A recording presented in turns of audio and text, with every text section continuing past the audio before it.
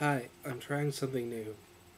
I'm reading aloud one of my blog posts about politics, about the minimum wage, and about the possible ramifications for the economy of the minimum wage being very low and wealth being redistributed to the top. So the title is, taking it from Holly Sklar, Minimum Wage of the 1950s, Stuck in the 1950s. I quote from Holly Sklar's article. It would take $9.92 today to match the buying power of the minimum wage at its peak in 1968, the year Martin Luther King died fighting for living wages for sanitation workers. In today's dollars, the 1968 hourly minimum wage adds up to $20,634 a year, working full time. The new federal minimum wage of $7.25 comes to just $15,080. That's $5,554 in lost wages. Quote, it is criminal to have people working on a full-time basis, getting part-time income, King told workers in Memphis, Tennessee, days before his murder. King said, we are tired of working our hands off and laboring every day, and not even making a wage adequate with daily basics necessities of life. Imagine what King would say today. The minimum wage is stuck in the 1950s. With the raise, the minimum wage is higher than the 1950s. Inflation adjusts to $6.71, but lower than the 1956 minimum wage, $7.93 in today's dollars. End quote from Holly Sklar's article. Now on to the commentary.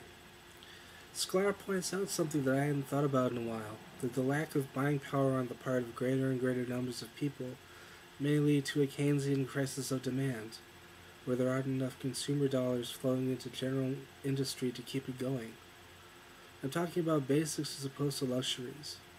There isn't enough demand for regular working class goods, and factories will go idle and the entire economy will experience a crisis. Whereas if there's enough money flowing in to power it, it'll keep going. More money going in means more wages being paid out. This is the fallacy of consumer confidence polls. People can be as confident as they want, but if they don't have the money to spend to satisfy that demand, it doesn't matter much whether they're enthusiastic about consumption. Sklar notes later in her article, the money that used to go to the vast base of people in society is being concentrated in fewer and fewer hands.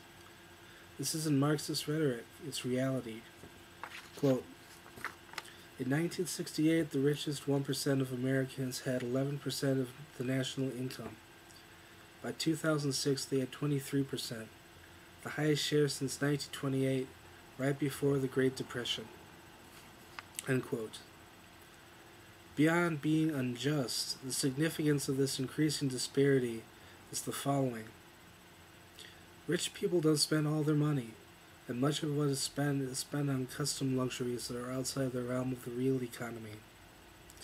Because of this, there's a tendency for the money that gets into their hands not to be recycled into the economy at all. The source of their money is producing and selling goods used by society as a whole, not luxuries. The big car companies didn't get rich because they only sold custom-made Rolls-Royce types of cars. But executives who get more of the money tend not to spend it on the proletarian, modest cars that they oversee the production of. This takes the money out of the essential cycle of production and consumption that powers the economy. If you multiply what's going on in one industry with one set of executives and one set of white class, yes, and white collar workers. If you multiply that, anyways, working people on the other hand do spend most of what they earn, and they do spend it on the basics to keep the economy running.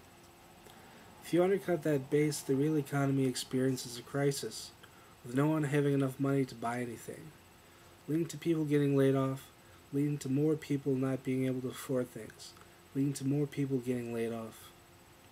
The truth of the matter is that the economy cannot survive on custom woodworkers. The essence of the economy has always been the working class and the middle class, which of course overlap. Take that out and you might as well be living in the woods. That's it.